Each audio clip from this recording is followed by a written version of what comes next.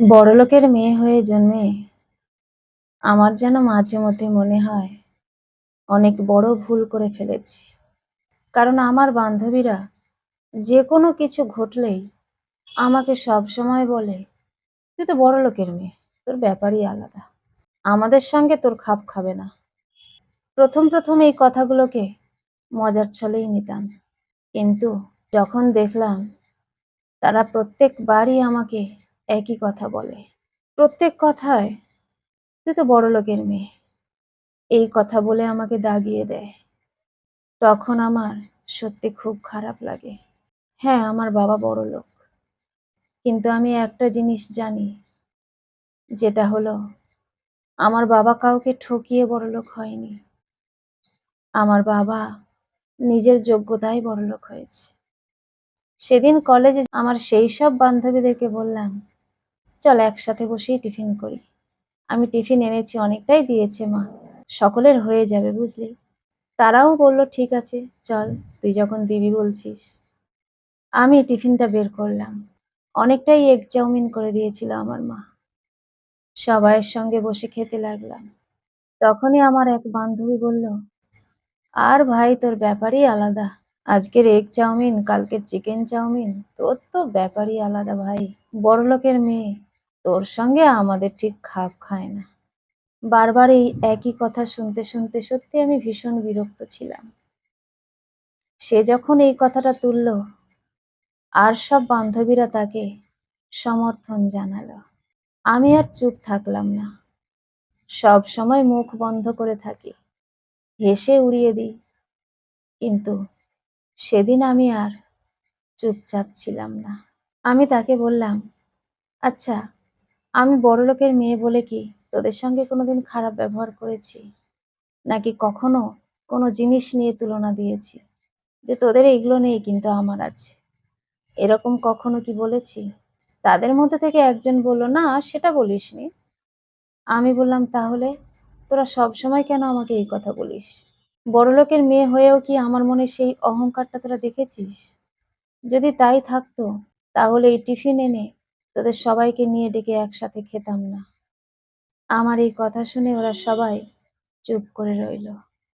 তার মধ্যে একজন বান্ধবী ছিল, সে আমাকে একদমই সহ্য করতে পারত না, কিন্তু সে যাদের সঙ্গে মেশে তারাই যে আমার বান্ধবী, তাই তাকেও আমার সঙ্গে মিশতে হয়। আমার অপরাধটা কি আমি জানতেই পারলাম না।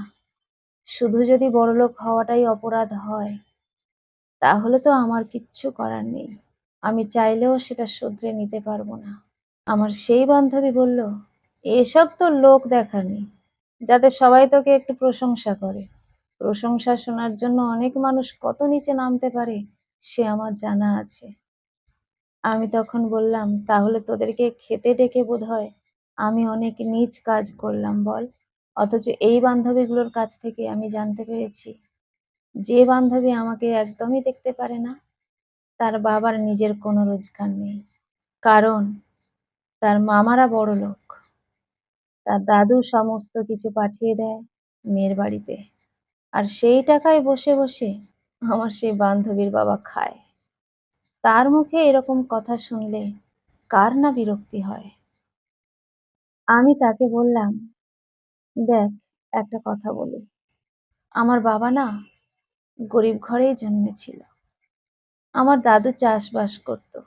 আমার দাদু ঠাম্মা অনেক কষ্ট করে ওর বাড়িতে কাজ করে টাকা রোজগার করে সেই টাকাতেই তিনটে ছেলে মেয়েকে মানুষ করেছে।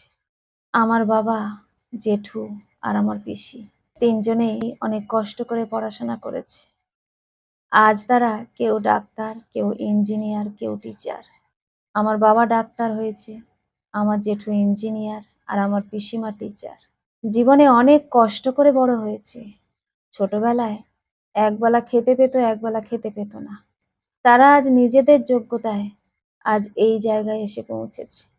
আমার বাবা প্রথম থেকেই গ্রামের মানুষদের বিনা পয়সায় চিকিৎসা করে আসছে, আর আমার বাবার ইচ্ছে সারাটা জীবন সেটাই করবে। কলকাতার দিকে আমার বাবা প্রাইভেট প্র্যাকটিস করে, আর সরকারি ডাক্তার সে।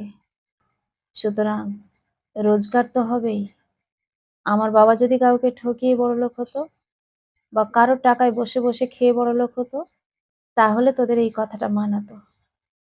তোরা বহুদিন থেকে, যখন থেকে তোদের সঙ্গে আমার পরিচয় হয়েছে, যখন থেকে জানতে পেরেছিস আমার বাবা ডাক্তার, তখন থেকেই তোরা আমাকে এরকম কথা বলিস। কোনোদিনই আমি প্রতিবাদ করিনি। ভাবতাম বান্ধবীরা মজা করছে, তাই হাসির ছলে নিতাম সবকিছু। কিন্তু আজ যে পরিপ্রেক্ষিতে তোরা কথাটা তুললি, সেখানে প্রতিবাদ না করে পারলাম না। আমার বাবা বড়লোক। হ্যাঁ, আমার বাবা বড়লোক। আমি আমার বাবাকে নিয়ে গর্ব করি। কারণ আজকালকার কোনো মানুষ বিনা পয়সায় কোনো মানুষকে পরিষেবা দেয় না। স্বার্থ ছাড়া আজকালকার মানুষ চলে না। সে জায়গায় আমার বাবা যেটা করছে, তার জন্য আমি গর্বিত। আর আজকের থেকে যদি তোদের মনে হয় এই বড়লোকের মেয়ের সঙ্গে মেশার কোনো প্রয়োজন নেই তোদের, তাহলে মিশিস না। আমি আজকের থেকে তোদেরকে এড়িয়েই চলবো। কারণ তোদের মতো বান্ধবীদের আমার কোনো প্রয়োজন নেই। বন্ধু কথার অর্থ যেদিন তোরা বুঝবি, সেদিন কারো সঙ্গে বন্ধুত্ব পাতাস, তার আগে নয়। কারণ তোরা বন্ধু কথার মর্যাদাটা দিতে জানিস না। কলমে ও কণ্ঠে, সোমা।